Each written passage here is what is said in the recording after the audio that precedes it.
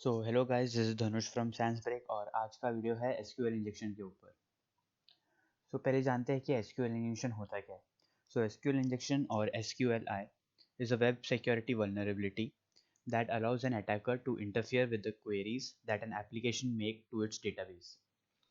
तो बेसिकली हम SQL injection एक ऐसा vulnerability है जो वेब एप्लीकेशन में पाया जाता है और यहाँ पे अगर हम मैलिशियस कोड एंटर करके डेटाबेस से कांटेक्ट करके हम डेटाबेस से इंफॉर्मेशन रिट्रीव कर सकते हैं। ये काफ़ी डेंजरस वल्नरेबिलिटी है क्योंकि डेटाबेस में सब majority of the information store होता है।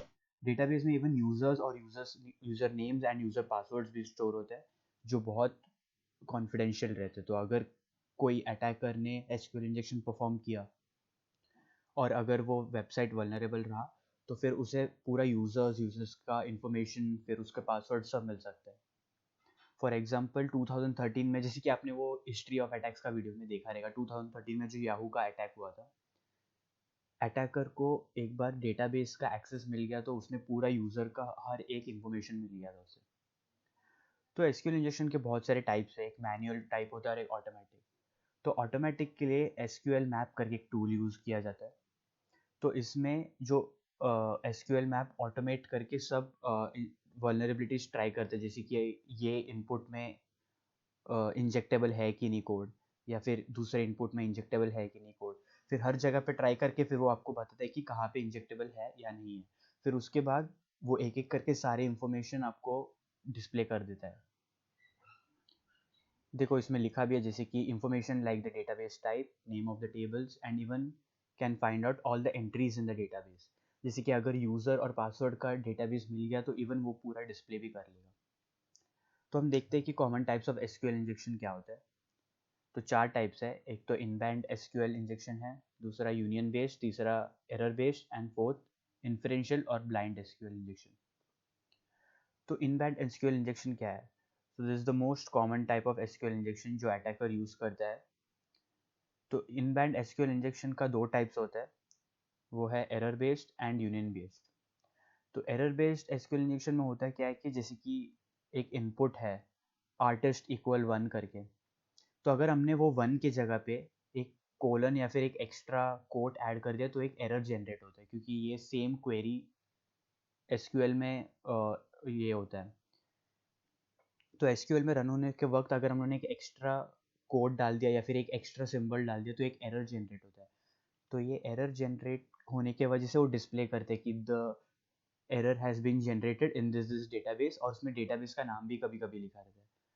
तो इसे कहते हैं एरर बेस्ड एसक्यूएल इंजेक्शन, की एरर बना के हम जो डिस्प्ले है वो जो आउटपुट है वो डिस्प्ले करा रहे हैं। जैसे कि एरर करने के बाद हमें एस एसक्यूएल जो भी है माई एसक्यूएल लिखा हुआ आ रहा है तो समझ में आएगा कि डेटाबेस माई एसक्यूएल है। कभी कभी वर्जन्स भी डिस्प्ले हो जाते हैं। तीसरा है यूनियन बेस्ड एसक्यूएल इंजेक्शन। तो यहाँ पे हम नॉर्मल इनपुट के साथ यूनियन कमांड यूज़ करके अपना इनपुट्स भी डालते हैं जिसका आउटपुट हमें मिल सके, जैसे कि length of database, version, database name, ये सब हम ऐड करके हम इसका आउटपुट पा सकते हैं। एंड फोर्थ है इन्फरेंशियल और ब्लाइंड एसक्यूएल इंजेक्शन। तो यहाँ पे हमें कोई आउटपुट नहीं मिलता है, सिर्फ यहाँ पे हमें गेस करना पड़ता है, ट्रू और फॉल्स ही हम लोग को रिटर्न में मिलता है। जैसे कि हमें लिखना है कि इनपुट के साथ हमें लिख सकते हैं कि लेंथ ऑफ डेटाबेस इक्वल्स 4। अगर ये वैल्यू रिटर्न कर रहा है तो मतलब हाँ कि ये 4 ही है। अगर वैल्यू रिटर्न नहीं कर रहा है, फॉल्स आ रहा है, तो हमें पता है कि it is not equal to 4। तो हमें सब ट्राई करना पड़ेगा, इक्वल्स 4, इक्वल्स 5, इक्वल्स 6, इक्वल्स 7। फिर एक एक करके हमें सब ट्राई करने हैं, एक आउटपुट ऐसा मिलेगा जिसमें ट्रू मिलेगा हमें। तो वो ट्रू मतलब we got the length of the database. वैसे ही हम नेम भी गेस कर सकते हैं, ऐसा बहुत सारे ऑप्शन है। तो डेमो के लिए मैं dam vulnerable web app use कर रहा हूँ। यहाँ पे आप देख सकते हैं एसक्यूएल इंजेक्शन। तो यहाँ पे एक फील्ड है यूज़र आईडी। यूज़र आईडी 1 डाल के चेक करते हैं, 2 डाल के चेक करते हैं, ये सब हमें मिल रहा है। तो यहाँ पे हम चेक कर सकते हैं कि यूआरएल में आपको दिख रहा है ID equals to submit equal submit. तो अगर आपको लगता है कि यहाँ पे एसक्यूएल इंजेक्शन हो सकता है, वल्नरेबिलिटी चेक करने के लिए पहले आप ये यूआरएल कॉपी कीजिए, फिर एसक्यूएल मैप का टूल यूज़ कीजिए और उसमें डालने का। लेकिन उसके पहले मैं प्रेफर करूँगा कि आप एसक्यूएल मैप का पहले मैनुअल पढ़ ले। तो उसके लिए MAN SQL मैप, तो ये आपको मिल जाएगा कि -H फॉर हेल्प, फिर -U URL। तो अभी हमें URL डालना है तो -U डालना पड़ेगा, फिर --कुकी। तो ये डिपेंड करता है कि आपके वेबसाइट में लॉगिन का ऑप्शन है कि नहीं। फॉर एग्जांपल DVW में स्टार्टिंग में आपको लॉगिन करना पड़ता है, तो उससे आपका एक सेशन आईडी बनता है। तो अगर आप मेरे इसमें तो है सेशन आईडी, तो मेरे को वो कुकी वाला फील्ड भी यूज़ करना पड़ेगा। तो आप ये सब पढ़ लीजिएगा। तो स्टार्ट करते फिर SQL मैप -U, फिर सिंगल कोट्स में जो हमने URL कॉपी किया था वो, फिर जैसा मैंने बोला था कुकी डालना हमें। तो कुकी इक्वल्स सिक्योरिटी इक्वल्स लो,